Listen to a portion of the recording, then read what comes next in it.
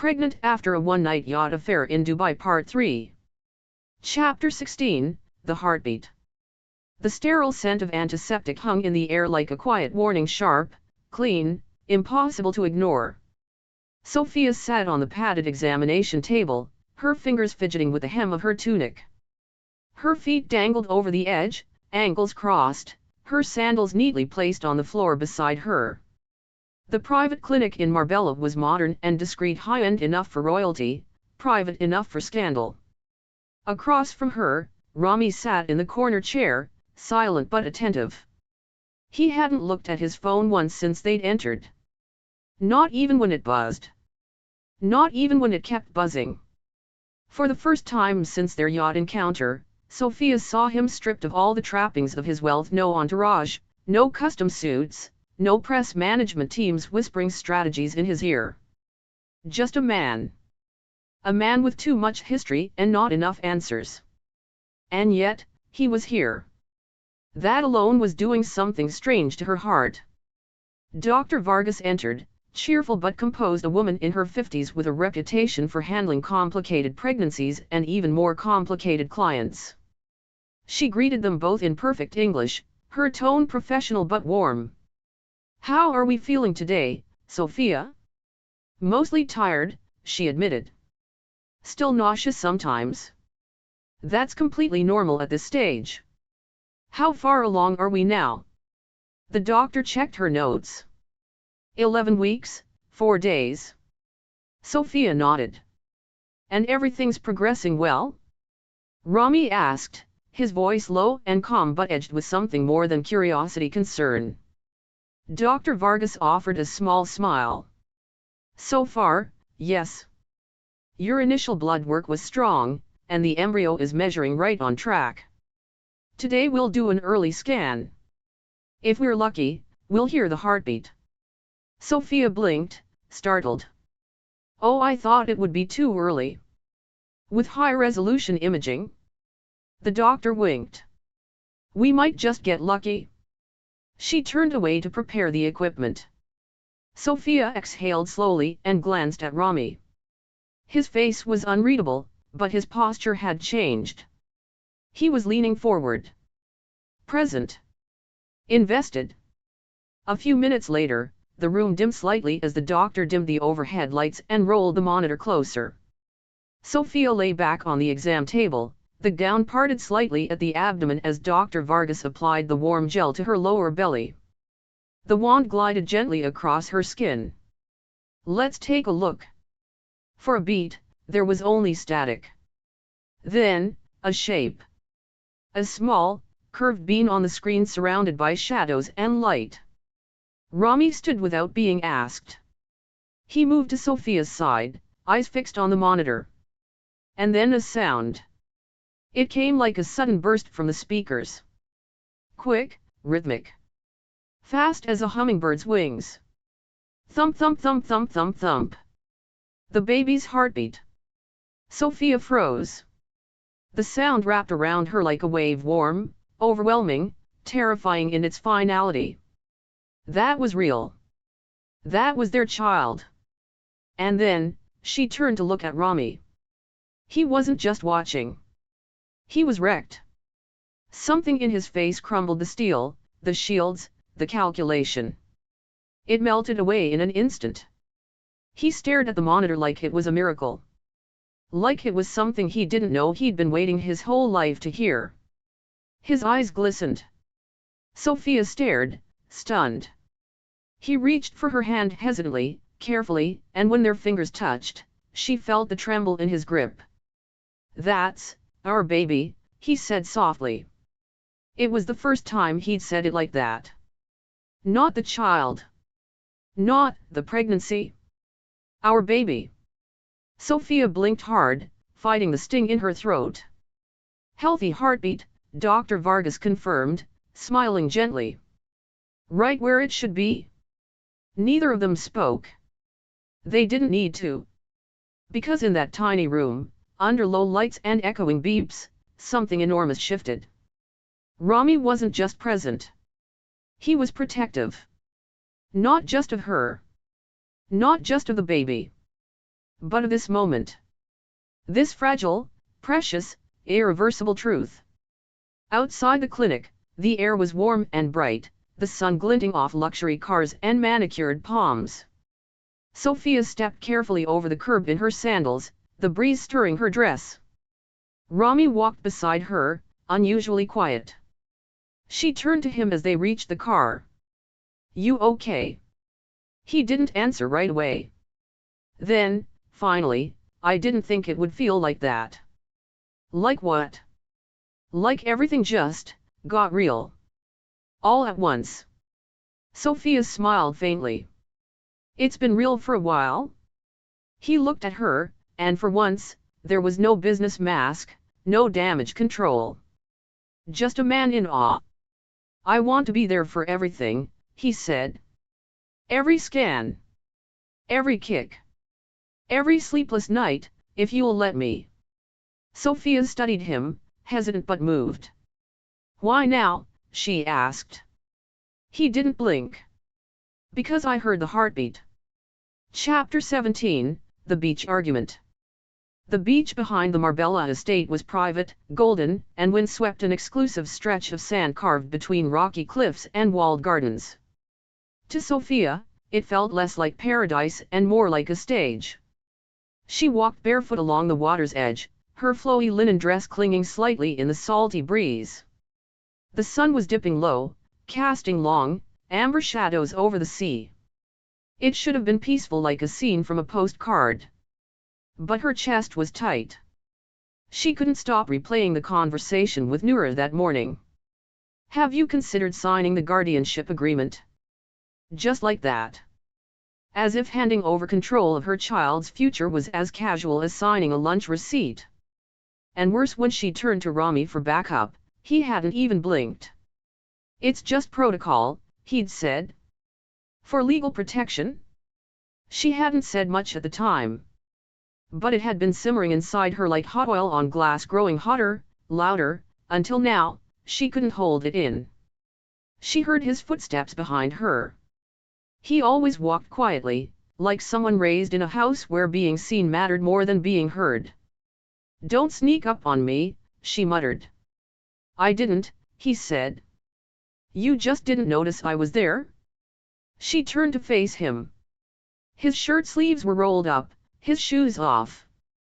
He looked soft, relaxed. Too relaxed. And it made her furious. "I want to talk about the contract," she said. He blinked, surprised. "Now?" "Yes. Now." Rami exhaled. "Sophia, this isn't the time?" "No, it's exactly the time. Because if I wait any longer, I'm going to explode." He studied her for a beat, then nodded once. "Okay. Let's talk." She didn't even know where to start. But the words came in a rush. "I feel like I'm being wrapped in velvet and then quietly shoved into a box. I'm dressed up, protected, moved around like a pawn on a board I don't remember joining.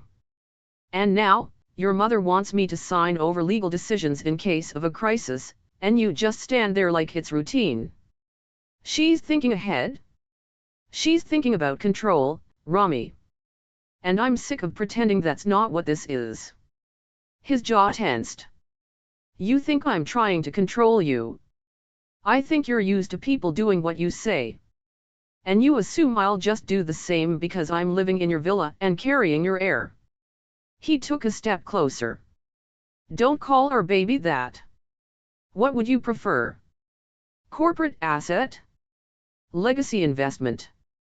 He flinched. "That's not fair." Sophia's voice cracked. "Neither is waking up every morning wondering if I'm just a PR problem you're solving in designer clothing." His expression darkened. "You think that's all this is to me?" She didn't answer. And in that silence, something between them fractured. He took another step toward her, tone sharp now. "You want to know why I didn't push back on the contract?" "Because I'm terrified, Sophia. Terrified that something will happen to you or the baby and I'll be left with nothing, no rights, no say, just a headline that says, "Disgraced billionaire loses secret child." She blinked, startled by the rawness. But he didn't stop. "I've spent my whole life being groomed to protect assets. People. Companies. Deals. And now, for the first time, I want to protect something that actually matters. And I don't know how." Her anger faltered. "But only for a moment. Then start by trusting me, not your lawyers." He looked at her, his eyes wild with frustration and something that might have been fear. And then he turned away. "I can't do this right now," he said. "Not like this." He walked off. No shouting. No dramatic exit. Just, gone. Sophia stood in the wind, stunned. And then the weight hit her all at once like the tide pulling her under. The stress. The hormones. The pressure. The exposure. The fight. The ache in her chest. Everything spiraled. She took one shaky breath, then another, and then collapsed to her knees on the sand. Her vision blurred. The edges of the sky swam. She tried to call for help, but her voice barely rose above a whisper. Something was wrong. Her heart raced. Her stomach tightened. And suddenly the ground felt tilted beneath her. Panic set in. And then footsteps. Fast. Heavy. Running. Sophia. Rami. She barely registered his voice before his hands were on her shoulders, steadying her. What happened? Are you dizzy? Short of breath? She couldn't answer, her throat had locked up. Her hands trembled in her lap. He cursed under his breath, then scooped her up in one smooth motion, cradling her against his chest. Stay with me, he said urgently. You're okay. We're okay. I've got you. She wanted to cry. Not from pain but from the fact that he came back. From how scared he looked now. From how tightly he held her. They didn't go to the hospital. Dr. Vargas came to the villa instead. Checked her blood pressure. Ran tests. Gave strict orders for hydration, rest, and zero stress. It was a stress-induced drop in blood pressure, she said. Scary, but manageable. You'll need to rest. No arguments. No drama. No more fighting. She glanced at Rami when she said it. He sat at Sophia's side, still holding her hand. He nodded once. No more fighting? That night, as the wind danced through the curtains and moonlight spilled across the tile, Sophia stirred awake. Rami hadn't left her side. He sat in the armchair by her bed, shirt unbuttoned, barefoot, eyes fixed on the floor like he was thinking through every mistake he'd ever made. She whispered his name. He looked up, startled. I didn't sign the contract, she murmured. I didn't say yes. I know, he said softly. And I don't want you to. Not unless you believe it's right. She closed her eyes. I'm scared too, she whispered. He moved to her bedside and knelt beside her. I know, he said again. This time, he didn't try to fix anything. He just stayed. Chapter 18, The Ex Returns. It was just afternoon when the past walked back through the door. Sophia had been curled on a sunbed near the garden fountain, wearing oversized sunglasses and sipping mint water from a crystal tumbler. The breeze smelled of orange blossoms. For the first time in days, she felt steady. Not healed but balanced. She had just closed her eyes when she heard the hush of sudden voices, low, urgent, unfamiliar, followed by the unmistakable tension of staff scrambling. Then, stilettos on marble. Slow. Sharp. Unhurried. Entitled. Sophia sat up and removed her sunglasses just as a woman appeared at the far end of the veranda, framed by bougainvillea and sunlight like some vengeful Mediterranean goddess. She was breathtaking. Tall, bronzed, and dangerously beautiful in a tailored cream jumpsuit that clung to her body like it had been sewn on by hand. Her hair was sleek and black as ink, pulled into a low knot. Her lips crimson. Her eyes cold. Layla. Sophia knew without being introduced. Something in her gut said, that's her. That's the woman Rami didn't want to talk about. And now she was here. In Marbella. In this house. Rami's voice cracked through the quiet. Layla. Sophia turned to see him stepping out from the far hall, clearly caught off guard. His tie was still half knotted, his phone in hand, his jaw flexing with a silent curse. Layla smiled, but it wasn't warm. It was precise. Measured. Almost amused. Hello, Rami. He walked toward her like someone approaching an open flame. What are you doing here? Did you think you could announce a baby and I wouldn't hear about it? Her voice was sharp and musical, like something forged in boarding schools and brutal elegance. Sophia stood slowly. She didn't move forward. She didn't speak. She didn't need to. Layla's eyes flicked over to her with cool interest. And this must be the reason? Sophia met her gaze calmly. And you must be the warning? Layla's eyebrow arched. Cute. Rami stepped in between them. Layla, this isn't the place. No, she interrupted, this is exactly the place. This was our villa, once. Your mother's estate. Your family's pride. We were meant to build something here, Rami. That was years ago, he said quietly. And yet, she said, you kept my secret. Sophia's breath caught. What secret? She asked sharply. Rami's silence was answer enough. Layla tilted her head, eyes still locked on Sophia. Did he tell you why I left? He said you disappeared, Sophia replied. I did. Because I had to. She turned her gaze back to Rami. But I always assumed you'd tell the next one? I didn't think it was your story to share, Rami said. Layla looked pained for just a flicker of a second, then composed again. That was almost noble. Sophia took a slow breath. What are you saying? Layla stepped forward, heels whispering against stone. I left because I found out I was pregnant. The world dropped out from under Sophia's feet. Rami's eyes went wide. You, what? I didn't tell you, Layla said, voice soft now. Because I knew your family wouldn't let me keep it. Layla. I was terrified, Rami. Your mother made it clear I'd be a liability. I wasn't strong enough to fight then. So I disappeared. Sophia's heart pounded in her chest, a dull roaring in her ears. Where's the baby now? She asked carefully. Layla met her eyes. There was no baby. Not for long. Silence. A brutal silence. I lost it, Layla said, turning back to Rami. Alone. In Geneva. With no one. Rami looked stunned, not just shocked, but gutted. You should have told me. I didn't trust you to protect me, she said simply. I thought you'd choose them. Sophia watched the two of them, the pain between them like a wall she couldn't climb. And for the first time since the tabloids broke, she felt something she hadn't let herself feel until now. Doubt. Layla turned to her again.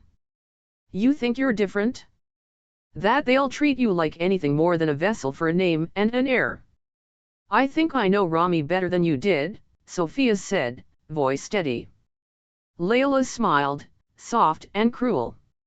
Then you're not just pregnant, you're naive. Rami stepped in again. Layla, this isn't your fight anymore.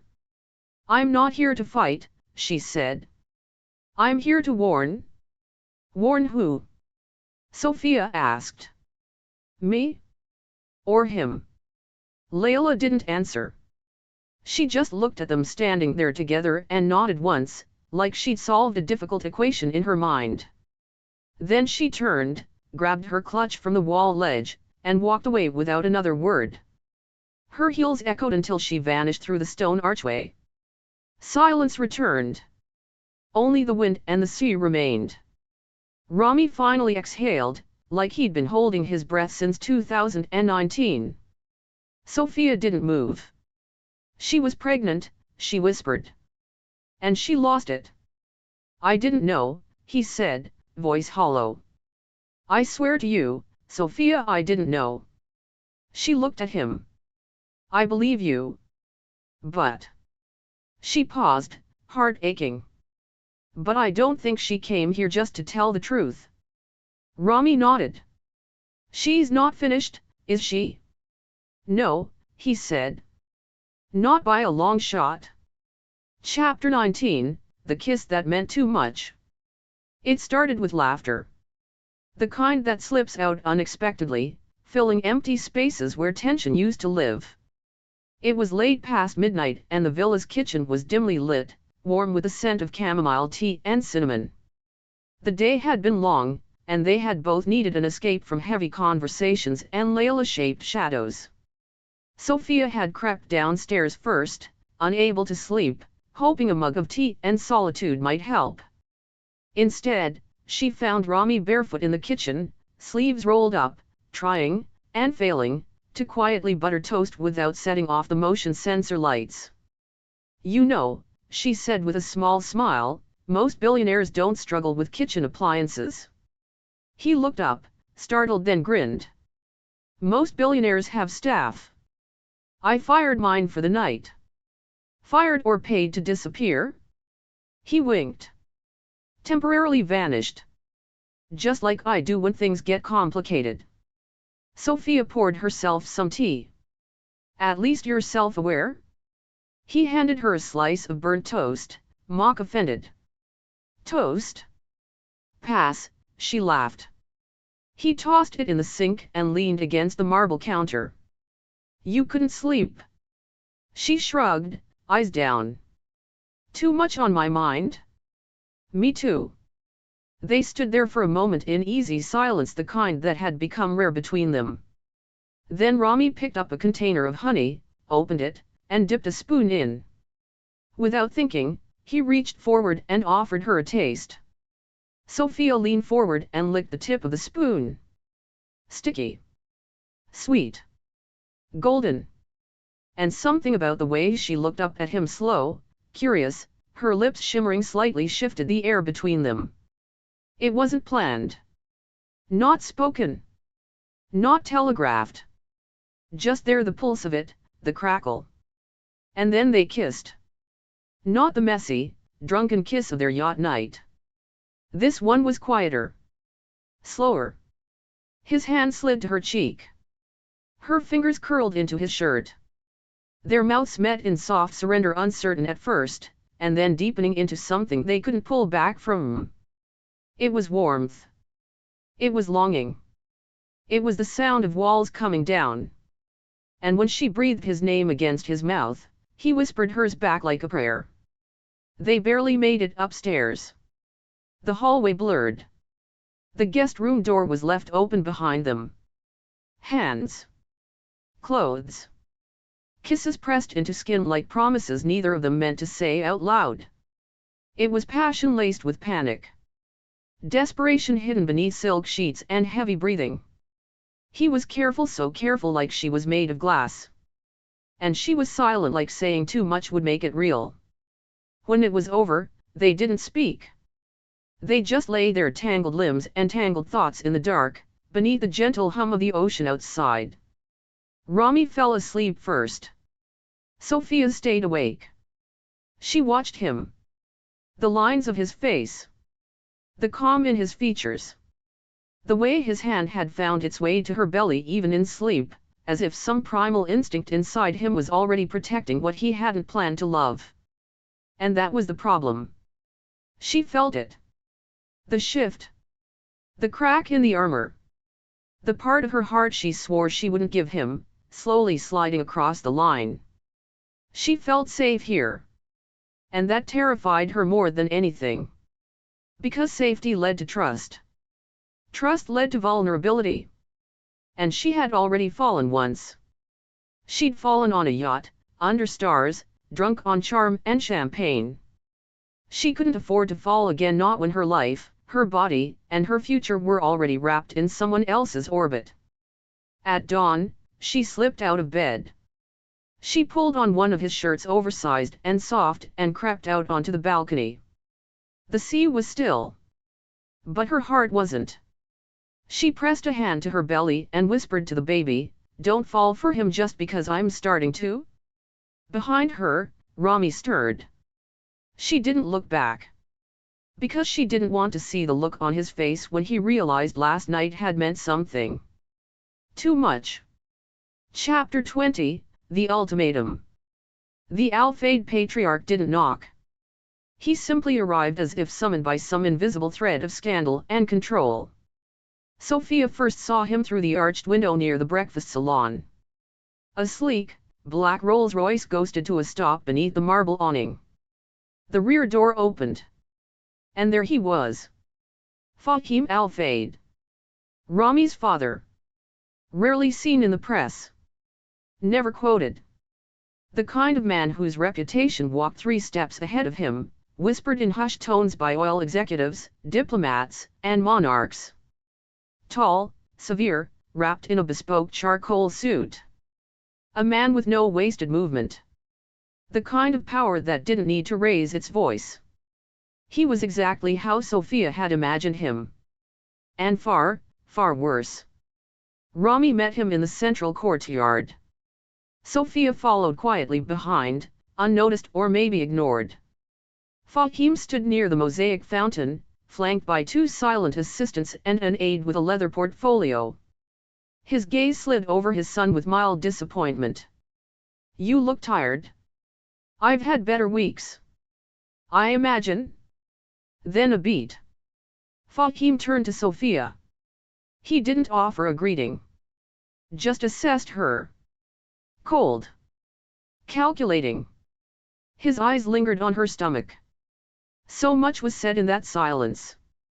Then he turned away, as if she were a painting hung incorrectly on the wall, not worth fixing, only worth tolerating. "Walk with me," Fahim told Rami. They moved toward the garden path. Sophia remained in the courtyard, alone but burning. She watched them disappear under the olive trees, voices too far to hear, but every instinct in her screamed, "Something is happening." And it wasn't good. When Rami returned 20 minutes later, his expression was unreadable. He didn't speak. Not at first. Just poured himself a glass of water with shaking hands, then stared out the window like he needed to breathe through granite. Sophia waited. Finally, what did he say? Rami didn't look at her. She took a step closer. "Rami." Still nothing. So she pressed again. "Tell me." He turned slowly and she saw it in his eyes. Shame. "He gave me an ultimatum?" Her throat tightened. "What kind of ultimatum?" "He told me to end the relationship. To remove you from the estate. Publicly distance myself from the child." Her blood ran cold. "Or what?" Rami hesitated. "Or I lose everything?" The words landed like a slap. Sophia's breath caught in her throat. "Everything," she echoed. "My shares. My stake in the Al-Fayed Group. The trust fund. My international assets. My board seats. Everything that ties me to the family legacy." "And your answer?" He didn't respond. And that silence was worse than any answer he could have given. Sophia stepped back. "You didn't say no." "I didn't say yes."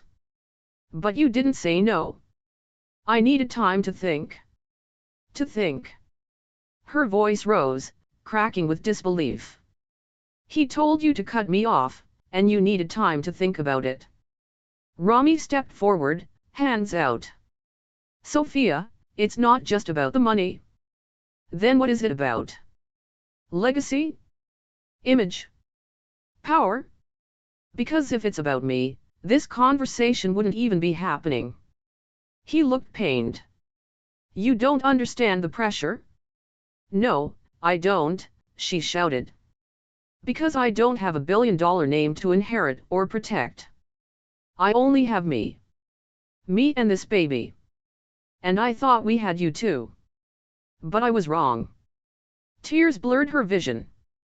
Rami reached for her again, but she stepped back. Don't, she whispered. Sophia, I need air. She turned and walked away fast, almost running, hand cradling her stomach. Not because she didn't trust herself to scream, but because she didn't trust herself to stay. She walked for hours. Through the gardens. Down the private beach. Past the cliffs that bordered the estate like ancient sentries. And the entire time, her mind raced. Was this her fault? Was she foolish to believe he could ever choose her over an empire? No. She had believed because he had shown her he could care. That he was trying. But in the end, his silence had spoken louder than every kiss. Every whisper. Every heartbeat. Night fell. She returned to the villa in the dark. Rami wasn't waiting at the door. He wasn't in the salon. Or the courtyard. Or even the guest wing. But as she passed the nursery room, the one that had quietly started to take shape with tiny gold-trimmed cribs and pale green wallpaper, she saw a figure standing in the center of the room. Rami. Alone. Still in the same shirt from earlier. Staring at a framed ultrasound photo on the mantel. His shoulders were slumped. He looked like a man who had lost something. When he turned and saw her, he didn't speak. But the look in his eyes said it all. He had made his choice. And now, he might be too late to fix it. Chapter 21, The Escape Plan.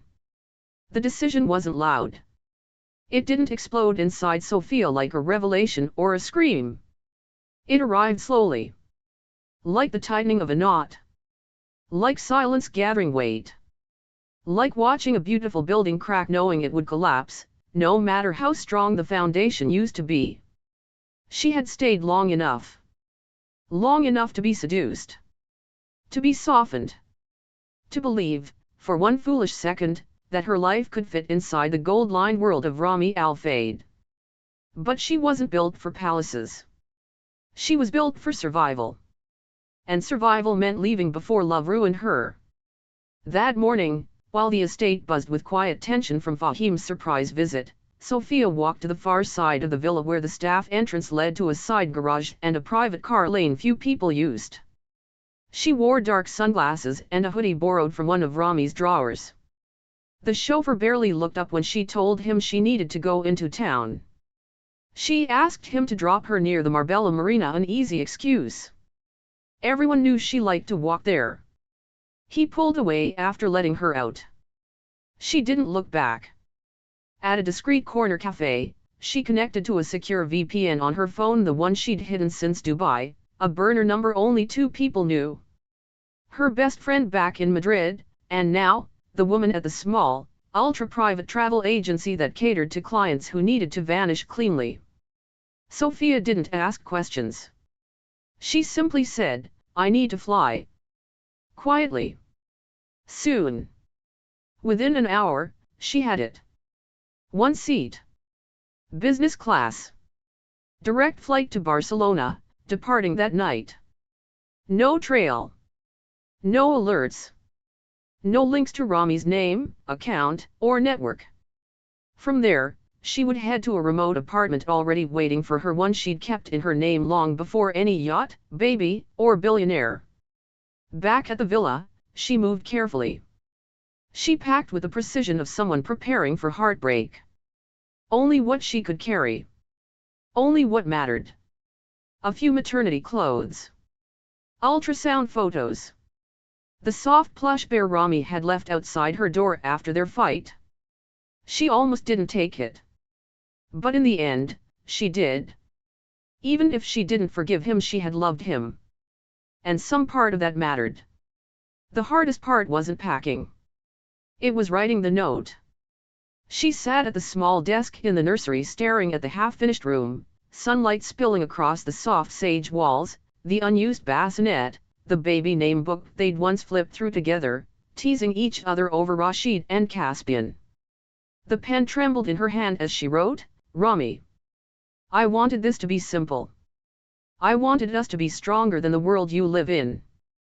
But your silence spoke louder than anything you've ever said. I don't want to raise a child in a house full of conditions. I won't become a woman who waits for permission to belong. So I'm leaving. Not to punish you but to protect myself. And this baby. Please don't come after me. If you love us, let us go. Sophia." She folded it neatly and placed it beside the framed heartbeat photo on the nursery mantel where he would find it. Where he would feel it. Then she stood. One last look. One last breath. She left the room. An hour later, as the sun dipped behind the cliffs, Sophia boarded the car that took her to the airport. She didn't cry. She didn't shake. She had done all that already, in the dark, long before goodbye. The jet engines roared. Her boarding pass scanned. The doors closed. And just like that, Sophia vanished. Back at the villa, Rami returned from an emergency board call to find the nursery empty. And on the mantel, her letter. He read it once. Then again. And when he finally sank to the floor, knees folding beneath the weight of it all, it was already too late. Chapter 22, The Chase.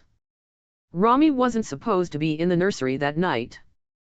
But something pulled him there. He hadn't slept. Not really. Not since the fight. Not since the words he hadn't said weighed heavier than the ones he had. He thought maybe sitting in the chair beside the bassinet might clear his mind. Instead, he found the letter. Folded. Placed gently on the mantel beside the heartbeat photo he hadn't stopped staring at since their doctor's visit. At first, he thought it was a note from staff. An update. A logistics detail. But when he saw her handwriting, he felt his heart stutter. By the second line, his hands were shaking. By the third, he was already on his feet. By the last, he was running. "Sophia," he roared through the halls of the estate, his voice echoing through marble and silence. "Sophia!" No answer. He found Lily first, frozen by the salon doorway, her eyes wide.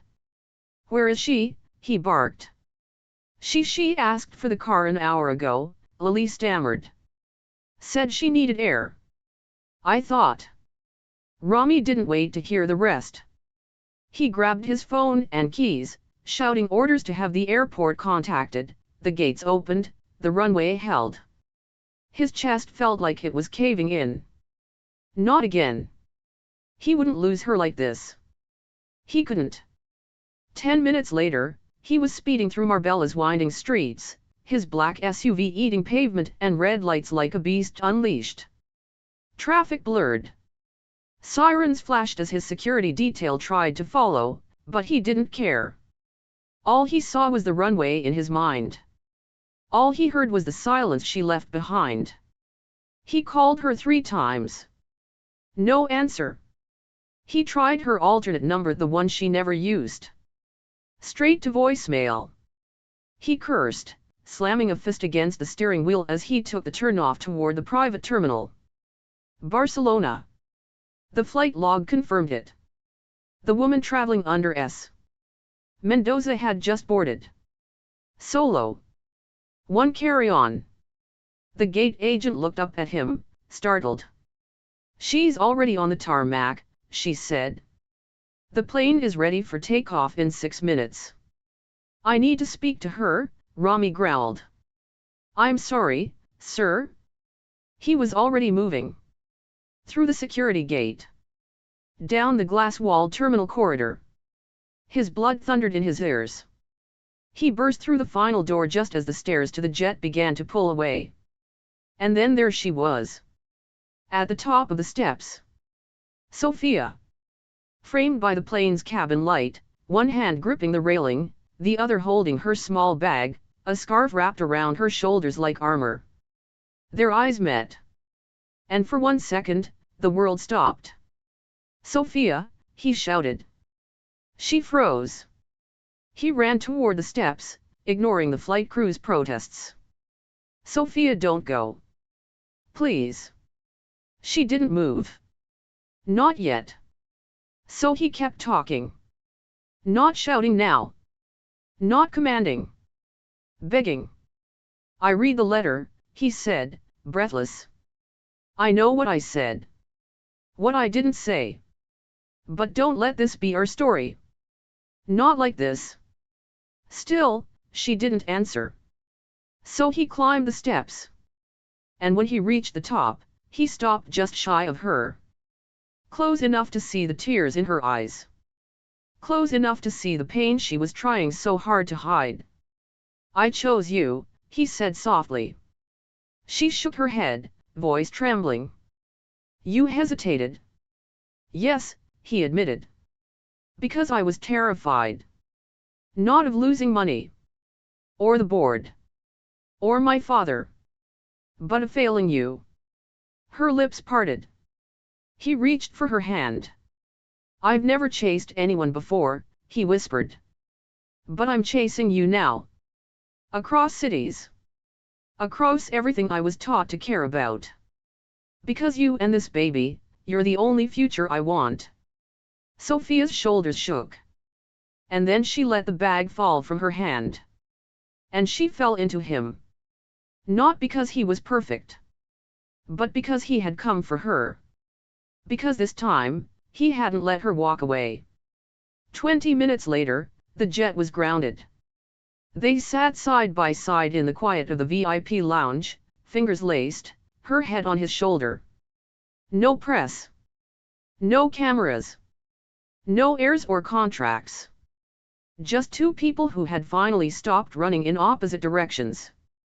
And for the first time since that night on the yacht, it felt like something was beginning. Chapter 23, The Truth. They didn't return to the Marbella estate. Instead, Rami took Sophia to a quiet villa nestled on a cliff just outside the city, a private hideaway only a few trusted staff knew existed. No bodyguards. No housekeepers. Just them. And silence. And salt air. He cooked dinner that night terribly. Burnt pasta. Oversalted sauce. A hilariously lopsided attempt at garlic bread. Sophia laughed for the first time in days. They ate it anyway. Curled on the terrace beneath the stars, bare feet tangled under the table, the Mediterranean a ribbon of dark velvet below. And when dessert came, a tiny bowl of strawberries he'd sliced himself, he didn't joke. He simply said, "There's something I need to tell you." All of it. She didn't stop him. Not this time.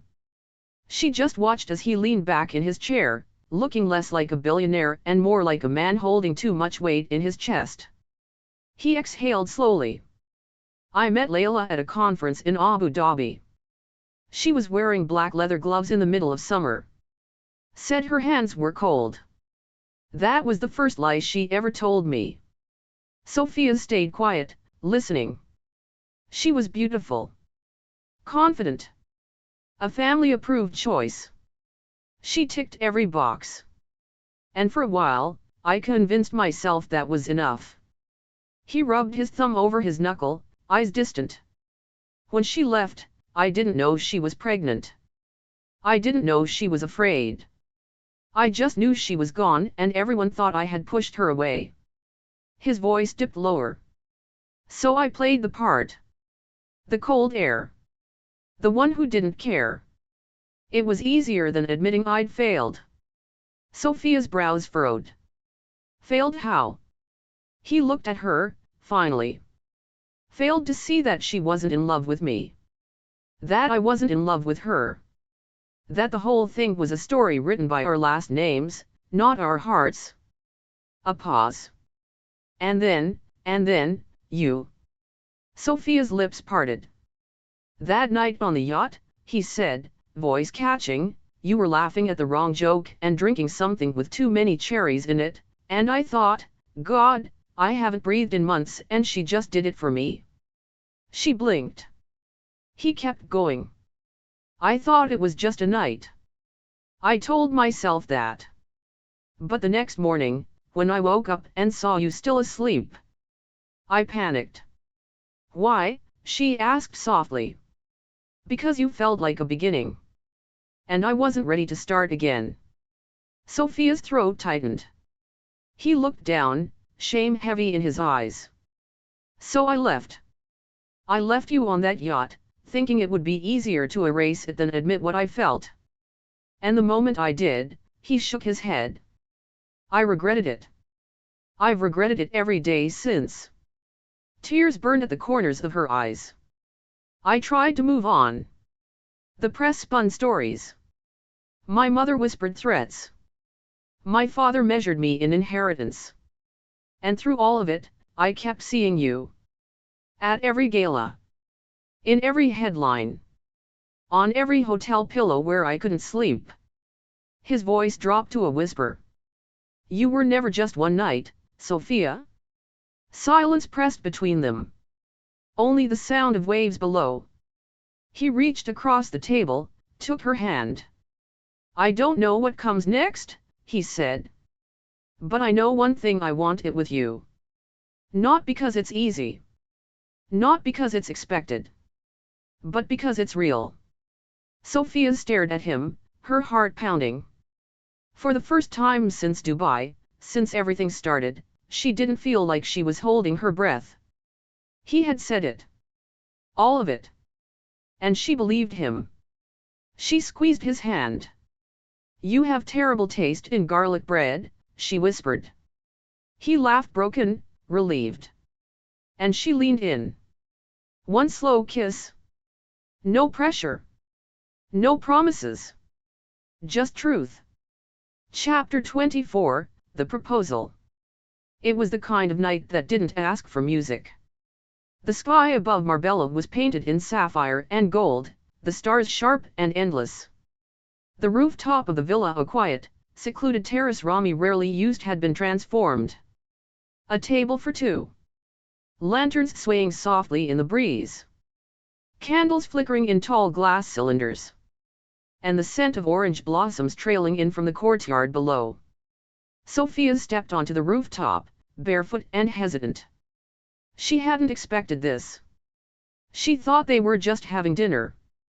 But now, under the stars, with Rami standing at the edge in a crisp, open-collared shirt, hands in his pockets, looking out over the Mediterranean like he was searching for courage in the horizon. She knew. Something was coming. He turned when he heard her. His expression was unreadable. Not cold. Not nervous. Just quiet, the kind of quiet that came from knowing the world might change with your next breath. You brought me to a rooftop, she said lightly, trying to hide how fast her heart was beating. That's either incredibly romantic, or suspiciously dramatic. Why not both? He replied, with a small smile. She walked toward him, her silk dress catching the wind. What's going on, Rami? He hesitated. Then turned to face her fully. You know how people always say, when you know, he said. Sophia tilted her head. Well, I didn't, he admitted. I didn't know anything. Not when we met. Not when I left you on that yacht. Not when I first saw the sonogram. I knew nothing. He stepped closer, his voice steady now. But every moment since then, I've been learning. Learning what it means to show up. To fight for someone. To choose something bigger than myself. And it turns out. He reached into his jacket pocket. Pulled out a small, velvet box. Opened it. Inside was a ring, a stunning oval-cut diamond in a setting so delicate it almost looked like it was floating. When you stop trying to know everything, he said softly, you finally realize what's been true all along? Sophia's breath caught. This isn't about the baby, he said. Or the scandal. Or fixing anything. He dropped to one knee. This is about you. About me loving you completely, imperfectly, recklessly. From the second you stole my drink on that yacht and rolled your eyes at my shoes. Sophia laughed and then immediately cried. Rami looked up at her, smiling. Sophia Mendoza, will you marry me? There was no music. Just the sound of her heart in her ears. No audience. Just the stars. No guarantees. Just everything. She stared at him, this man who had broken her heart, chased her across cities, held her hand in silence, and bared his soul with shaking hands. And in that moment, she realized. He wasn't just offering a ring. He was offering home. Sophia dropped to her knees in front of him, laughing and crying all at once. Yes, she whispered. Then louder. Yes, Rami. Yes. He slipped the ring onto her finger with hands that trembled. And then he kissed her deep, certain, the kind of kiss that rewrites endings. The stars didn't fall that night. But Sophia did. All over again. And this time, she wasn't afraid. Chapter 25, The Wedding and the Baby. There were no paparazzi. No headlines. No drones hovering above ancient cathedrals. The wedding of Rami Alfade and Sophia Mendoza happened on a Tuesday afternoon, under a silver sky, in the garden of a small coastal chapel that overlooked the sea. 12 guests. A violinist. 2 white doves that weren't planned but happened to land on the arbor at the exact right moment. No press releases. No designer press kits. No sources close to the couple giving statements. Just them. And the sound of waves crashing below. Sophia wore ivory silk, not stark white, but soft, almost vintage in its warmth. Her veil was long, simple, pinned loosely into the waves of her dark hair. She didn't wear diamonds. She wore pearl earrings Rami had given her the night before, tucked inside a note that said, "You always shine more than any gem." He wore a deep navy suit. No tie. No pocket square. His cufflinks were rose gold, a quiet nod to her engagement ring. He cried the moment she stepped into the aisle. Openly. No shame. No wiping quickly or looking away. And Sophia, when she saw his face completely unguarded, wrecked in the best way, she didn't walk. She ran. They exchanged vows they'd written that morning over coffee and chaos. Her water had almost broken that same morning, and they both laughed so hard about the timing they forgot to panic. I promise, Rami said, to show up when it's hard. To listen when it's messy. And to love you more than the legacy I thought I needed. I promise, Sophia said, to let you bring burnt toast into bed if you promise to try not to burn it. And to keep choosing us, every single day, no matter how glamorous or not. Their friends clapped. Their officiant laughed. The doves cooed. And just as the rings were exchanged, Sophia gasped. Then doubled over. Then calmly said, "So, either I'm really overwhelmed with joy, or my water just broke." 5 hours later, in a private maternity suite overlooking the same sea where they first kissed, Sophia Mendoza Alfade gave birth to a perfect, wide-eyed baby girl. No reporters were alerted. No social media accounts were tagged. No gold-plated nursery was unveiled. Just skin to skin. Quiet tears. And the sound of a newborn's first cry breaking the room opened with magic. They named her Myra after the star that pulses between visibility and invisibility every 332 days. Because, as Rami whispered to Sophia, she'll always come back to her light. Later that night, while Sophia slept, Myra tucked against her chest, Rami sat by the window. The city lights sparkled beyond the hills. The ocean murmured in the distance. He held his daughter in his arms, impossibly small, impossibly real, and something inside him cracked open wider than ever before. Not for business. Not for power. But for this. For love. For family. For beginnings. When Sophia stirred, she found him exactly as she imagined, barefoot, in a hospital armchair, completely in awe. "You look terrified," she whispered. "I am. Good. So am I." They smiled at each other. No thrones. No scandals. No gilded cage. Just a billionaire and the woman who changed everything by laughing on a yacht and refusing to be tamed. It wasn't a fairy tale ending. It was the beginning of one. And sometimes those are the best kind. Thanks for listening to Billionaire Romance Stories, where love meets luxury in the most unexpected places. If you enjoyed this story, make sure to like, subscribe, and drop a comment. We love hearing your favorite twists and wild theories. And don't forget to ring that bell, because in this world of yachts, secrets, and steamy romance, the next story is always one scandal away.